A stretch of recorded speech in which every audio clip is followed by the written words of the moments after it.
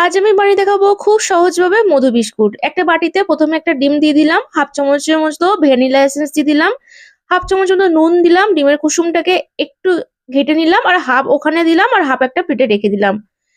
এর মধ্যে হাফ কাপের মতো তেল দিলাম, 3 চামচের মতো চিনির গুঁড়ো দিলাম, হাফ চামচের মতো বেকিং পাউডার দিলাম আর 1 কাপের মতো ময়দা আর 1 চামচ মধু দিয়ে ভালো করে আমি একটু মাখিয়ে রাখলাম।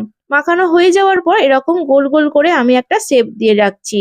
একটা প্লেটের মধ্যে কাগজ রেখে তার মধ্যে অয়েল ব্রাশ করে নিয়েছি আর বিস্কুটগুলোকে আমি এর মধ্যে দিয়ে দিলাম। একটা কাঁটা চামচ দিয়ে এইভাবে ডিজাইন করে দিচ্ছি। ওপর থেকে ডিমের হলুদ অংশের গোলাটা এইভাবে আমি ব্রাশ করে দিলাম। ওপর থেকে আরেকটু আমি সাদা তিল ছড়িয়ে দিলাম।